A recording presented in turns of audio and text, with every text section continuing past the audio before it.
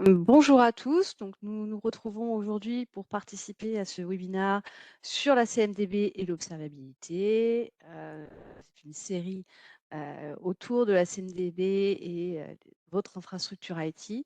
Ce focus sera fait aujourd'hui par Quentin de Sainte-Marie, notre architecte solution ITOM et plus particulièrement CMDB et observabilité d'OpenText, et moi Ben Benayed, architecte solution, expert également sur le sujet. Je vous laisse en très bonne compagnie et j'espère que ce moment vous apportera autant d'informations. Vous pouvez poser vos questions dans le chat. S'il y a beaucoup de questions, nous répondrons à la fin. Merci à vous. Je vous laisse la parole. À toi, Quentin.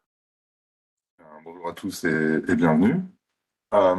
Donc l'agenda pour la session du jour, une brève introduction suivie de la thématique autour de l'alimentation de la CMDB, et on verra au travers de cas d'usage le lien avec l'observabilité. Puis enfin, un moment de questions-réponses pour pouvoir échanger tous ensemble. Donc n'hésitez pas à interagir. Comme l'a dit Sandrine, on verra en fonction du volume de questions si on les traite à la volée ou si on prend plutôt le temps d'y répondre à la fin. Néanmoins, n'hésitez pas à les poser au fur et à mesure qu'elles puissent être dans le contexte des slides qui vous seront présentés. Une brève introduction. OpenText, pour ceux qui ne connaissent pas, nous sommes un des acteurs majeurs du logiciel d'entreprise. C'est à peu près 6 milliards de dollars de chiffre d'affaires et 25 000 employés. On intervient autour de différentes thématiques. La livraison des applications, dans la cybersécurité, dans l'analyse, dans l'expérience utilisateur. Et aujourd'hui, par rapport au sujet qui nous intéresse, les solutions qui nous seront présentées, enfin, les cas d'usage au travers des solutions que nous délivrons, font partie de notre offre autour de la gestion des opérations, du digital operation management. Donc, on est sur une série de plusieurs webinaires autour de la thématique de la CMDB. Il faut rappeler que la CMDB, de notre point de vue, est au cœur des opérations IT. Donc, cette CMDB doit être alimentée par différentes sources de données. On y reviendra un peu plus tard. Qui peuvent être issues de méthodes de découverte, de solutions d'intégration, de fédération de données, pour derrière, au travers de normalisation, d'enrichissement, de réconciliation, alimenter un modèle de données CMDB. Il va être ouvert, donc il va fournir un certain nombre de définitions d'objets, mais qu'on va pouvoir personnaliser. Donc cette CMDB, évidemment, elle va pouvoir être consommée en tant que telle, au travers de topologies de services, de fonctions d'historisation, faire de l'analyse de conformité, de l'analyse de standards, visualiser les changements, consulter les changements, évidemment. Mais derrière, en fait, cette CMDB, elle peut s'autoporter ou elle peut être intégrée avec, finalement, différentes autres solutions, service management, la gestion d'assets, des plateformes de gestion du cloud, d'accord. Et aussi, par rapport au sujet du jour, toutes les plateformes d'observabilité. Donc, ces solutions vont venir s'intégrer entre elles avec la CMDB pour consommer les données de la CMDB ou finalement fournir des données à la CMDB. Il faut savoir que chez OpenText, on a repensé nos solutions autour de la gestion des opérations pour les aligner sur les chaînes de valeur de l'IT for IT. Okay. Donc, on va principalement adresser un ensemble de sujets autour du service management, du cloud management, et avec une vision FinOps également, ou FinOps, autour du provisioning d'environnement et de la gestion du cycle de vie. Autour de la vulnérabilité et de la gestion de la compliance et du patch, mais également autour de tout ce qui est IOPS et observabilité. En rouge, ce qu'on observe, c'est que cette CMDB et ses fonctions de découverte pour son alimentation sont au cœur de ces chaînes de valeur.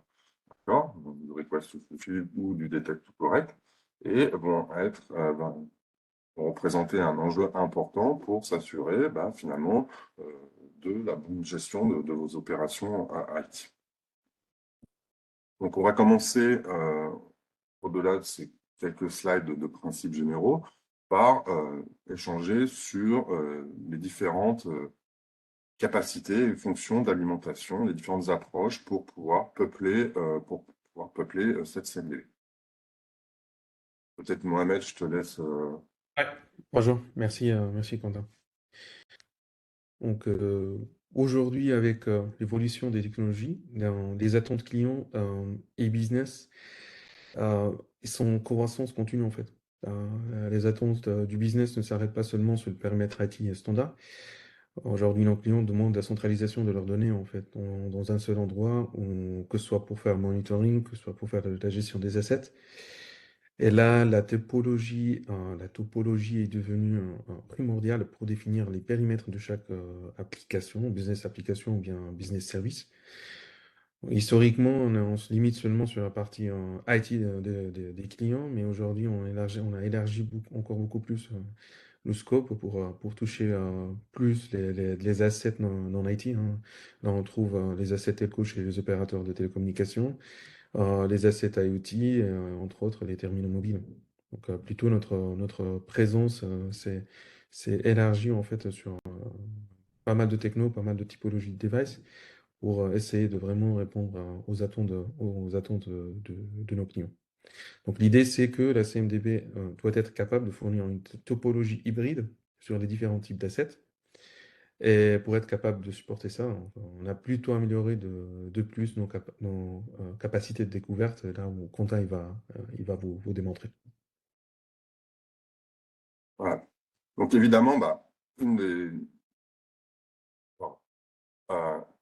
des premières problématiques pour l'alimentation de la CMDB, c'est la capacité à découvrir l'ensemble des assets, IT ou non IT, de couches d'infrastructures, évidemment. Donc, tout ce qui va être connecté à votre réseau, hein, qu'on soit dans des environnements virtuels ou cloud, donc avec des méthodes de découverte avancées, qui peuvent être des découvertes d'inventaire, donc plutôt une vision à plat, d'accord, ou des méthodes de découverte plus avancées pour être capable de déterminer qu'est-ce qui s'exécute, qui parle à qui dans l'environnement de votre écosystème, hein, qu'on soit sur du data center ou dans des providers cloud, évidemment. Donc, un des premiers enjeux d'alimentation et une des façons d'y répondre, c'est d'avoir finalement des fonctions de découverte, donc avec des approches soit par le bas, donc avec ce qu'on va appeler une découverte en spirale. On va venir rechercher quels sont les assets qui sont connectés au système d'information. Dès qu'on a une information sur une IP qui répond, on va se connecter pour savoir, OK, c'est peut-être un équipement réseau, c'est peut-être une VM, ça peut être une base de données directement. Et donc, remonter comme ça, au travers de fonctions de découverte, de scan différentes, d'accord, des couches d'infrastructure jusqu'aux couches applicatives. Donc, je découvre une IP, je sais que derrière j'ai un équipement réseau, je sais que derrière j'ai une VM. Ah, c'est une VM connectée, je vais regarder qu'est-ce qui s'exécute dedans. Ah, il y a un serveur d'application et je vais comprendre, OK, quel type de serveur d'application, qu'est-ce qu'il fournit comme service, quels sont ses points d'entrée en termes de connectivité réseau, et ainsi remonter. On a également ce qu'on appelle une approche par le haut, hein, du haut vers le bas, où là, on va pouvoir partir éventuellement d'une URL, d'un point d'entrée qui écoute, et puis il va venir découvrir ce qui est derrière. Donc là, c'est plutôt une approche où on va descendre, on va dire derrière ce load balancer, j'ai tel serveur d'application qui sont connectés à telle base de données, etc., puis redescendre jusqu'aux couches d'infrastructure. Deux approches de découverte. Chaque étape de la découverte va venir peupler finalement un certain nombre de types de CI, pour implémenter ce modèle de CMDB. Ce modèle est ouvert, c'est-à-dire qu'en fonction d'un contexte client, d'un contexte particulier, on va pouvoir enrichir les types d'objets qui peuvent être découverts ou les attributs associés qu'on va pouvoir implémenter. On peut aussi avoir un certain nombre de fonctions d'enrichissement, hein. Par exemple, associer toutes les souscriptions qui ont un tag à un code projet, hein, typiquement, et venir peupler par déduction aussi le modèle et les relations entre objets qu'on a dans ce modèle de CMD. Donc, une première méthode d'alimentation qui va être la découverte. Pour ça, on va fournir évidemment un certain nombre de packages qui vont couvrir les principales technologies du marché à tous les niveaux. Donc, pareil, couche d'infrastructure, virtualisation, cloud, database, middleware, load balancer, équipement réseau, stockage, voilà, essayer d'être le plus large possible. Bien sûr, on ne peut pas couvrir 100% des technologies du marché, donc l'idée c'est de pouvoir être suffisamment exhaustif ou de fournir la capacité à étendre ces fonctions de découverte pour prendre en compte des solutions qui vous seraient spécifiques ou qui seraient associées à des éditeurs, des vendeurs, des fournisseurs plus particuliers.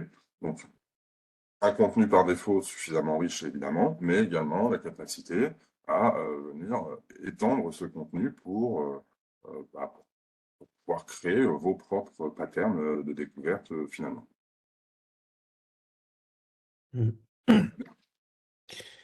Alors, actuellement, avec les nouvelles versions de CMDB, nous sommes en train de donner beaucoup de capacités d'acquisition de données depuis différentes sources de données, si vous voulez.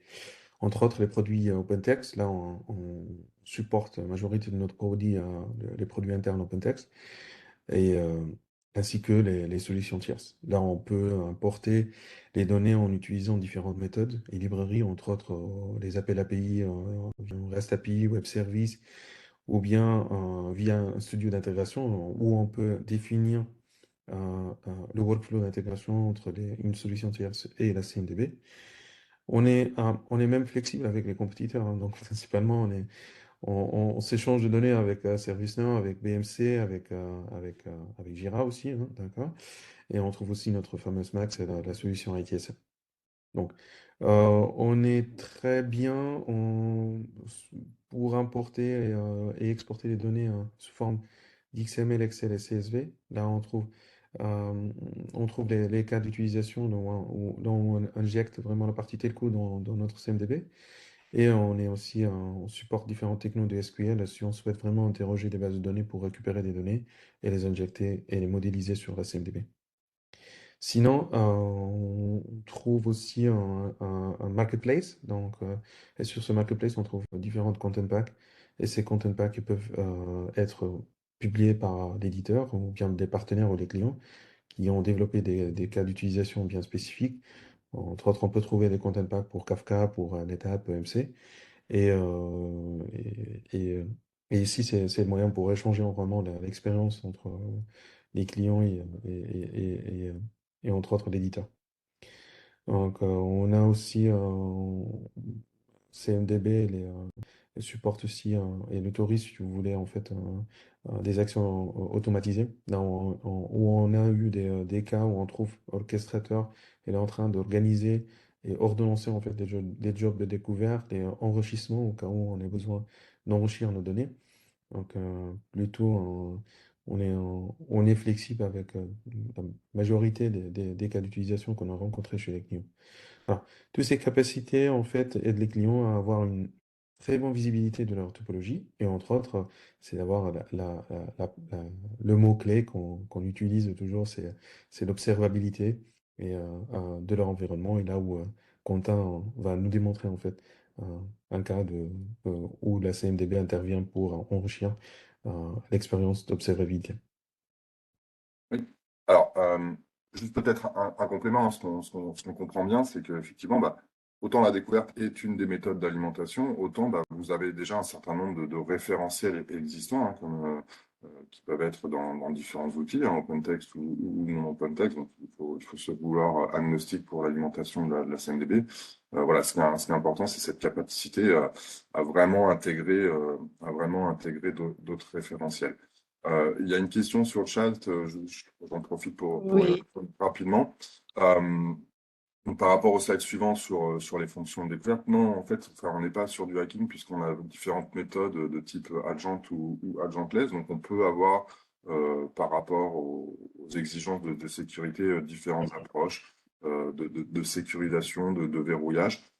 Évidemment, il faut comprendre que une méthode de découverte, hein, pour qu'elle se veuille exhaustive, il faut finalement, bah, oui, il y a un certain nombre de contraintes, hein, d'ouverture protocolaire, d'ouverture de flux.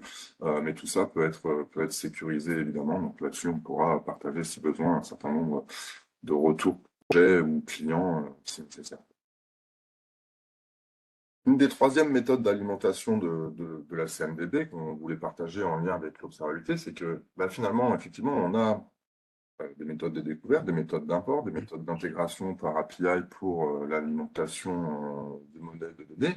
Mais il y a également dans la gestion de vos opérations tout un écosystème d'outillage autour de l'observabilité et du monitoring qui vont être eux-mêmes potentiellement des sources d'alimentation. Alors, vous pouvez avoir différentes stratégies d'outils d'observabilité mis en place, hein. Ça peut être de l'agent, de l'agentless, euh, du contenu prédéfini pour certaines technologies, hein. Par exemple, vos fonctions de monitoring des bases de données, d'accord, vont être capables de reconnaître un certain nombre d'éléments de configuration ou d'éléments s'exécutant. D'accord. Ça peut être également bah, euh, des, euh, des outils tiers, hein. Typiquement, aujourd'hui, dans votre chaîne d'outillage, chaque élément d'observabilité bah, dispose à connaissance d'un certain nombre d'assets et d'éléments qui s'exécutent, d'éléments fonctionnels. Et donc, on peut s'interroger si ces outils de monitoring et d'observabilité ne sont pas eux-mêmes, finalement, des modules de découverte qui peuvent participer à l'alimentation d'une CMDB. Il y a des choses qui vont être très fines, hein. Typiquement, bah, tout ce qui va être gestion des environnements cloud et containerisés. Une console de management cloud, au travers de ses API, est capable d'exposer l'ensemble des services et souscriptions que vous utilisez et peut être un pourvoyeur d'alimentation de la CMDB. Des sons type Real User Monitoring, hein, qui vont analyser finalement le trafic des utilisateurs sur votre écosystème. Eux-mêmes peuvent dire, bah voilà, j'ai telle transaction qui est exécutée, j'ai tel web service qui répond, euh, j'ai telle chaîne de communication applicative, et du coup, pour pouvoir créer des liens dans la CMDB, vont être une source d'alimentation. Pareil pour l'OpenTelemetry. Aujourd'hui, l'OpenTelemetry permet de rentrer dans l'exécution de votre code applicatif. Vous souhaitez modéliser des business transactions, et ben, ces fonctions d'analyse et d'instrumentation du code applicatif vont être elles-mêmes des éléments ou des solutions qui vont nous permettre d'alimenter cette CMDB. Donc finalement, bah, l'observabilité, d'accord, peut participer également à l'alimentation de votre CMDB. Donc chez OpenText, d'accord, on n'a pas de connexion directe entre les solutions d'observabilité et la CMDB. D'accord, ces solutions d'observabilité vont alimenter un modèle de données intermédiaire qui va être utilisé par une solution qui s'appelle chez nous Operation Bridge, hein, qui est la solution d'IOPS et d'observabilité chez OpenText, mais qui va partager un modèle commun avec la CMDB. Et donc, ce qu'on voit, c'est que on a une synchronisation qui peut être faite dans les deux sens. On verra un peu plus tard, dans le cas d'usage, comment la CMDB euh, participe à l'alimentation de la solution d'observabilité, mais la solution d'observabilité peut également participer à l'alimentation de la CMDB. Au travers de patterns d'observabilité ou de fonctions d'observabilité spécifiques à OpenText, ou au travers de connecteurs, hein, qui vont venir s'intégrer sur les différentes solutions du marché, solutions type Splunk, Datadog, Dynamics, BMC, SolarWinds, Dynatrace ou autre. Alors, peut-être Mohamed, Ok. tu voudrais rajouter quelque chose sur l'approche Ouais, Big Data? Exactement, c'est ça. La question qui se pose ici, c'est quoi la liaison le lien entre le CMS, la CMS, la CMDB et le Big Data. Là, aujourd'hui, on commence vraiment à élargir les cas d'utilisation pour vraiment utiliser en toute efficacité les données de la CMDB. On est bien d'accord que lorsqu'on fait la découverte ou bien l'import des données vers la CMDB, on génère des données, de l'historique, des logs. Aujourd'hui, avec des cas d'utilisation qu'on est déjà en train de mettre en place chez les clients, on trouve que la CMDB elle est déjà embarquée dans la notion Big Data. D'accord? Et cela pour vraiment traiter trois cas d'utilisation spécifiques. Principalement, on trouve l'historisation des données, hein. Là, on utilise le big data pour qu'on puisse vraiment historiser notre expérience de découverte au fur et à mesure pour essayer vraiment euh, de garder en fait l'historique des changements, l'historique de l'évolution de la découverte et aussi entre autres l'historique et l'évolution de la topologie des business applications ou bien des business services. Là, c'est que ça aide les clients à vraiment comprendre et à analyser vraiment finalement euh, l'évolution de leur structure, d'accord? Et essayer de détecter des anomalies au cas où il y a des données qui ne matchent pas avec leur approche ou bien un standard. Et ça, c'est un cas qu'on est en train de mettre en place chez un client telco.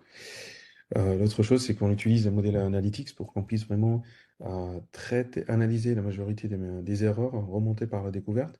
Et ça nous aide, nous, en tant que personnes qui implémentent ou bien qui définissent les architectures, à optimiser et corriger notre méthodologie de découverte, parce que ça diffère de client à un autre.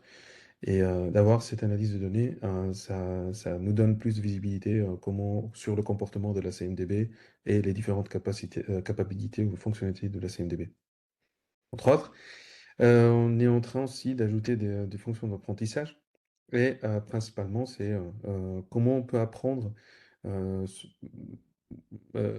suivant notre previous voilà, découverte sur la CMDB. Et là, l'idée, c'est que nous, on est en train de centraliser les messages d'erreur, les warnings et les messages d'info qu'on récupère lorsqu'on fait la découverte. Et on est en train de matcher ces messages d'erreur avec des bases de connaissances qui peuvent être en interne chez le client ou en externe, entre autres comme l'OpenAI.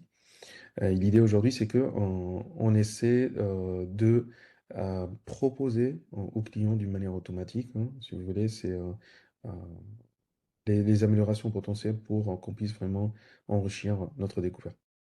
Entre autres, on utilise le module d'apprentissage pour améliorer les configurations et le sizing de la CMDB au fur et à mesure. Ça, c'est parmi les use cases qu'on est en train de mettre en place ensemble chez des clients français. Après, le scope va être élargi au fur et à mesure hein, parce que la tendance, c'est vraiment d'avoir la CMDB déjà embarquée dans le big data parce que c'est important pour vraiment valoriser et l'utiliser sur des cas concrets d'observabilité. Là, on trouve plutôt d'analyse avancée et des cas d'utilisation qu'on va vous présenter dans les slides, les prochains slides. Voilà. Alors, juste pour répondre à une question qui est sur le chat, euh, oui, bien évidemment. Alors, quand on est dans une approche de pousser les données de la CMDB dans le big data, on peut filtrer ou valider déjà ce qu'on va proposer.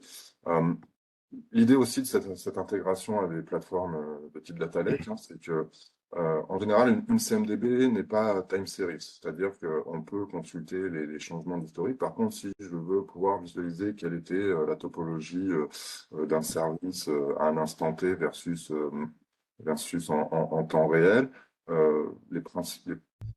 la plupart des solutions CMDB du marché hein, n'offrent pas cette fonctionnalité, ou en tout cas d'une façon limitée. Là où une approche d'intégration à Data Lake hein, nous permet plus facilement de visualiser temporellement les topologies telles qu'elles étaient, telles qu'elles sont, versus telles qu'elles sont aujourd'hui. Donc ça peut être très intéressant dans le cadre d'une mise à jour applicatif, de déploiement de changement, de scalabilité.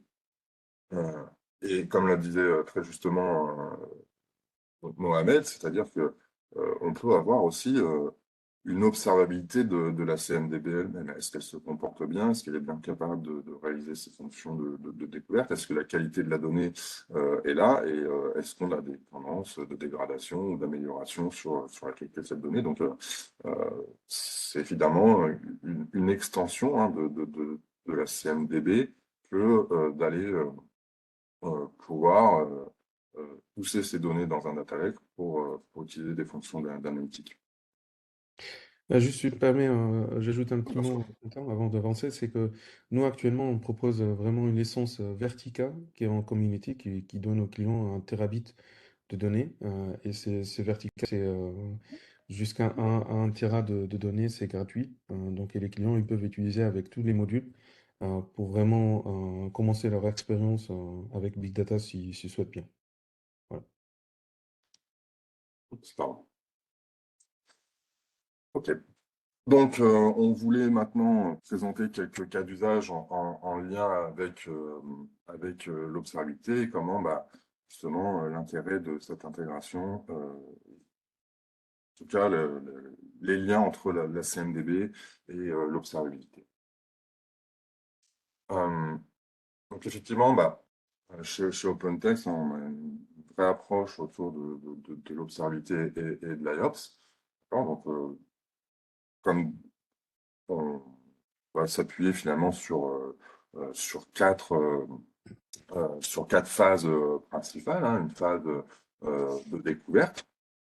Donc, voilà, qu'est-ce qui s'exécute, qu'est-ce qui tourne, qu'est-ce qui est en place dans mon écosystème, qui va derrière déclencher une phase d'observation, d'accord, sur laquelle on va avoir un certain nombre de fonctions d'analyse, de réduction du bruit, de machine learning, d'IOPS, de détection d'anomalies, pour pouvoir derrière agir hein, sur différents incidents, événements qui se passent dans votre système. Tout ça s'appuie sur une plateforme IOPS hein, qui embarque un data lake, comme disait Mohamed, basé sur Vertica, qui est une technologie base de données orientée Big Data et Analytics.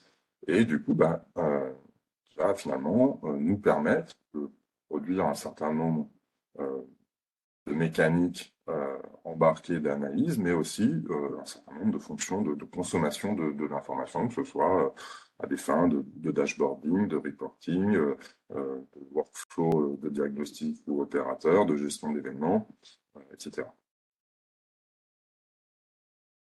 Un premier cas d'usage, c'est l'intégration de la CMDB dans une chaîne de Detect to Correct. Donc finalement, on va regarder, on va prendre notre CMDB, donc, qui va être alimenté au travers des différentes stratégies présentées précédemment, qui va modéliser l'ensemble de nos chaînes et services métiers et applicatifs.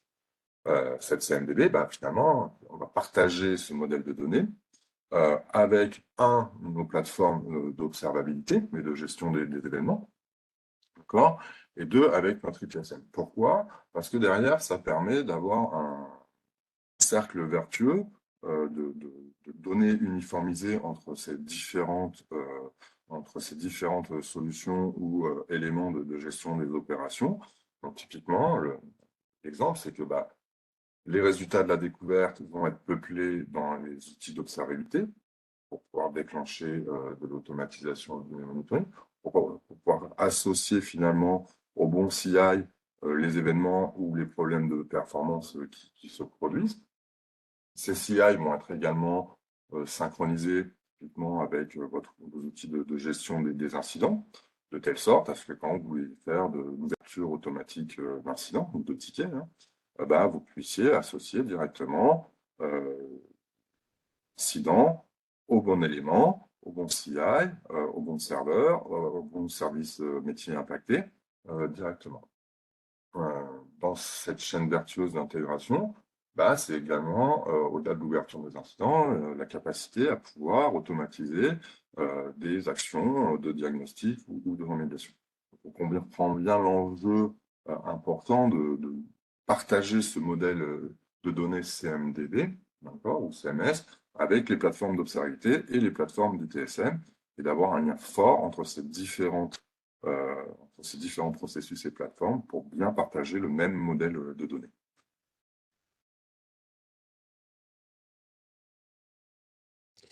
Alors, parmi les autres, Mohamed? ouais, parmi les autres sujets qu'on trouve, la CMDB en tant qu'élément très critique pour nous aider vraiment à réduire les événements qu'on est en train de collecter. Donc, pour faire les choses simples, donc actuellement, si imaginons, on a différentes sources de données. Là, on reçoit des événements, on reçoit des métriques et des alertes, hein, et dans une console centralisée. L'idée, c'est que comment je peux identifier et minimiser le nombre des événements qui vont être affichés chez moi. Donc là, on traite ou on se parle de l'approche réduction des bruits d'événements. Principalement, on trouve la CMDB, c'est la source centralisée ou la source essentielle pour qu'on puisse vraiment évaluer, identifier les événements, et classifier les événements vers les CI appropriés. Principalement, lorsqu'on reçoit un événement, on doit identifier cet événement et il fait partie de quel composant de notre application. Donc là, on trouve les fonctionnalités basiques de réduction des événements, entre autres des duplications, lorsqu'on trouve des événements dupliqués, donc on ne doit pas les garder, on garde le seul événement et les autres vont être corrélés. Aussi, entre autres, la détection des tempêtes d'événements, ou bien le storm events. Donc là, imaginons, on reçoit par exemple une dizaine de milliers d'événements instantanément, et là, on trouve que il y a un souci qui va pas, et puis il faut que vraiment on minimise en fait, la réception de ces informations. Entre autres, c'est que on utilise la CMDB aussi pour identifier les downtime. Donc, imaginons qu'on a des change requests qui touchent par exemple des composants sur notre application et pour vraiment réduire et éliminer les événements en provenance de ces CI parce qu'ils sont déjà en downtime. Donc là, on utilise la CMDB en tant que référence pour qu'on puisse vraiment minimiser les événements des CI qui sont en downtime. Si on avance bien vers des options les plus avancées, si on trouve vraiment la notion de la topology-based event correlation, là vraiment, on utilise notre topologie pour qu'on puisse vraiment identifier la route code. Donc la question qui se pose, imagine, on a une centaine d'événements sur une application, là on a un site web qui ne tourne pas, et si on voit par exemple, ce site web, on trouve des applications qui tournent sur le front-end, et puis le back-end, et puis on a par exemple une base de données. Par exemple, si on a des événements qui disent le site ne répond pas, les applications ne répondent pas, etc. Et nous, selon la topologie, on trouve qu'on a par exemple un cluster en vCenter qui est tombé. Donc l'idée, c'est que à quoi sert de garder tous ces événements tout en sachant, on connaît bien la route cause. Donc là, si on parle de la notion de topologie, on va utiliser notre topologie en tant que référence pour qu'on puisse vraiment identifier la route cause et puis éliminer les événements symptômes, parce que ça sert à rien de les garder. Entre autres, on a aussi la notion de time-based. Donc, si vraiment on souhaite exécuter des événements, exécuter des règles en se basant sur des règles du temps. Donc, et l'autre chose qui est plus importante, c'est le module d'intelligence artificielle. Si on souhaite vraiment euh, utiliser notre topologie pour apprendre comment identifier la route cause et essayer d'automatiser le traitement de cet événement. Donc, pour résumer, c'est que ici, on voit bien que la CMDB qui fournit la topologie, c'est l'élément clé vraiment pour qu'on puisse vraiment traiter en toute euh, euh, efficacité les événements qu'on reçoit sur notre environnement IT. Sinon, si on passe vers le slide suivant, Pardon. on voit que ici, c'est la corrélation automatique. Et ça, c'est la nouvelle fonctionnalité qu'on trouve sur le produit Operation Bridge. D'accord? C'est l'outil d'observabilité qu'on mentionnait par Quentin. En fait, comment vraiment on identifie les anomalies, en fait? Donc ça, il y a des algorithmes qui traitent, qui prennent en input des topologies et qui essayent d'identifier le problème potentiel euh, et puis elle propose vraiment la route cause et elle associe les événements symptômes. L'idée, c'est que euh, comment peut-on impliquer l'intelligence artificielle pour qu'elle puisse vraiment essayer de s'apprendre selon les métriques et les événements qu'on est en train de recevoir. Et là, c'est le composant qui est vachement utilisé par les clients qui implémentent les solutions d'observabilité. Parce que ça, c'est la tendance d'avoir une approche automatisée et une approche manuelle, mais l'idée, c'est de donner la chance aux algorithmes et aux librairies d'intelligence artificielle pour vraiment nous aider à automatiser la corrélation de nos événements. Parce que par défaut, on n'est pas capable de configurer tous les cas d'utilisation possibles. Donc là, on trouve le module de corrélation automatique très efficace pour au moins nous faciliter la mise en place des règles de corrélation. Sinon, le suivant. Entre autres, donc la CMDB va nous aider aussi à mettre en place le monitoring, ou bien le monitoring automation, si tu veux. Ici, en fait, imaginons, on a une application qui s'appelle Assurance, par exemple, et dont nous, on ne sait pas tous les composants qui existent dans notre application. Si on a le module de découverte, on va essayer de découvrir la structure et la topologie de cette application. On va être capable de comprendre toutes les composants, on va être remonté sur notre CMDB et ça va nous aider vraiment à implémenter le monitoring d'une manière automatique si les solutions de monitoring qu'on utilise nous permettent de faire ça. En fait. Entre autres, l'Operation Bridge parmi les produits qui nous donne cette capacité d'automatiser le monitoring selon les inputs de la topologie. Et puis, suivant, Quentin. Donc la topologie aussi, c'est un facteur, c'est une source nécessaire. Vas-y. C'est une source nécessaire pour vraiment pour l'utilisation dans des cas d'utilisation de remediation. Là, par exemple, si on souhaite vraiment automatiser des actions sur des CI ou sur des composants applicatifs, donc là, on peut utiliser la topologie en tant que source d'input. Par exemple, imaginons on a un serveur, on souhaite avoir vraiment les données de serveur comme la version de l'OS, comme l'adresse IP, comme la localisation, et on peut utiliser ces inputs, des attributs du CI, on s'appelle ça, c'est comme les paramètres qu'on peut le trouver sur la CMDB. Et là, on utilise ces paramètres pour qu'on puisse les injecter dans un outil d'orchestration qui peut traiter, automatiser des actions sur ces CI. Entre autres, on peut utiliser, on a des cas d'utilisation où l'orchestrateur interroge la CMDB pour récupérer une information et puis enrichir un workflow ou bien une opération à faire sur un serveur ou une application, et puis continuer à faire le traitement selon les inputs qu'il récupère à partir de la CMDB. Euh, voilà, grosso modo. Et on passe à suivant. Tu es en mute, Quentin. Quentin, tu es en mute. Quentin, tu es en mute.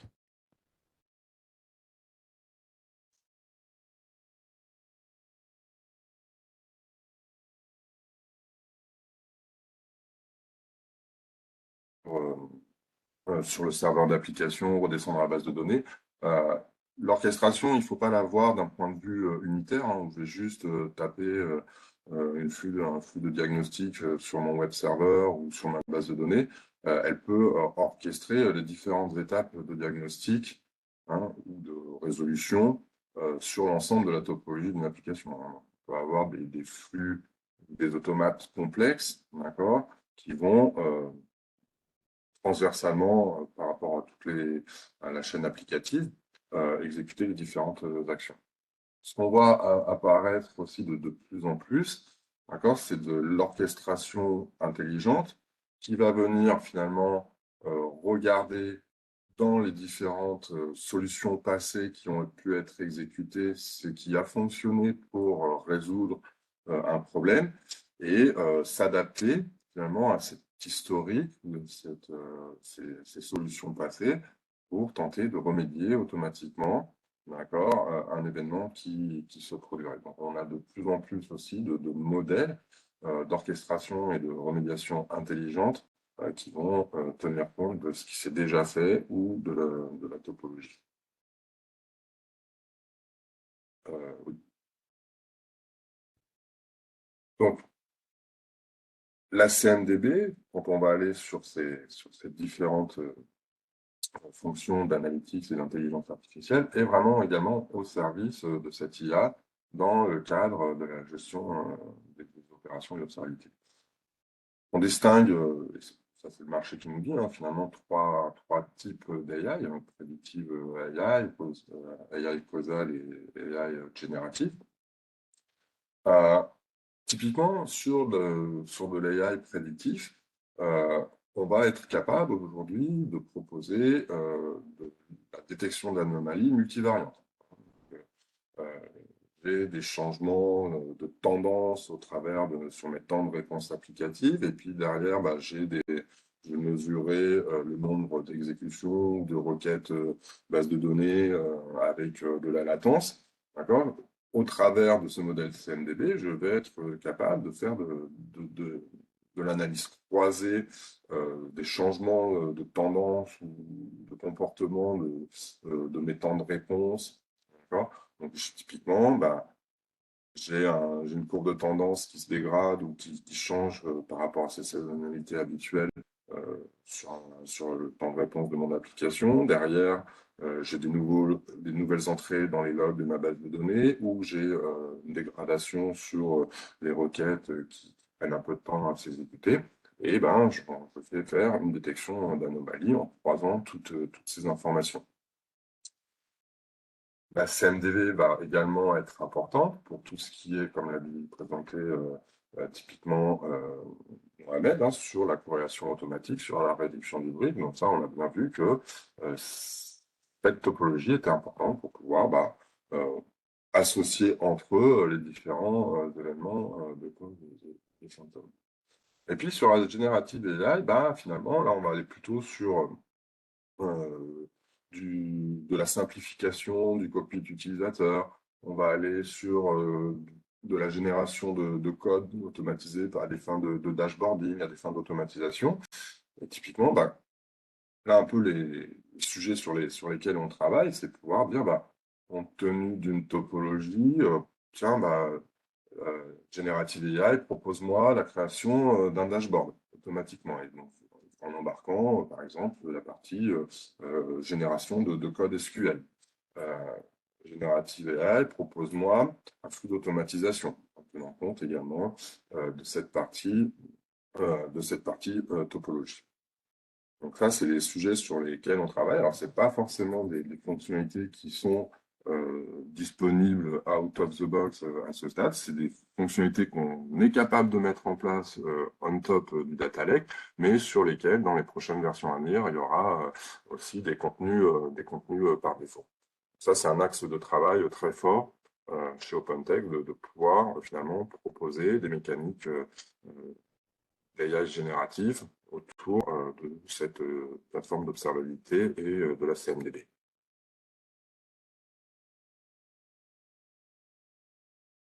Enfin, un dernier cas d'usage qu'on souhaitait partager avec vous en lien avec l'observabilité de la CMDB. On a de plus en plus d'initiatives autour de la réduction de l'empreinte carbone et d'optimisation des coûts des services cloud. Typiquement, encore, la connaissance de notre écosystème au travers de la découverte et de l'alimentation de CMDB va venir permettre d'automatiser des collections de données. D'accord ? Donc, typiquement, sur le coût du carbone, donc depuis le cloud ou on-premise, et puis selon les normes que vous allez définir, effectivement, font de différents critères, c'est-à-dire chercher ces données et les collecter pour produire différents rapports par service, par utilisateur, par application, par composant, pour pouvoir derrière proposer des rapports de visualisation d'empreinte carbone et des coûts.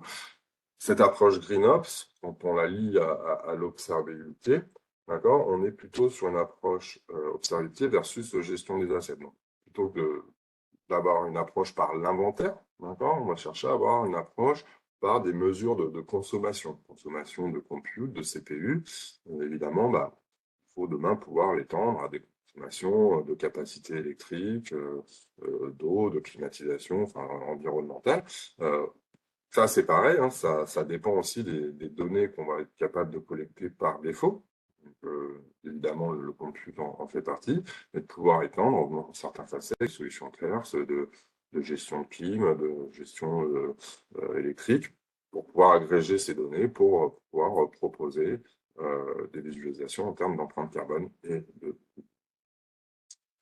Donc voilà, il nous reste quelques minutes pour des questions-réponses. Sandrine vous partagera évidemment cette présentation. Vous retrouverez dedans 2 slides avec des liens directs vers nos différentes infographies, feuilles de présentation, vidéos, pour les différentes solutions qui ont été présentées aujourd'hui. Quelques questions peut-être?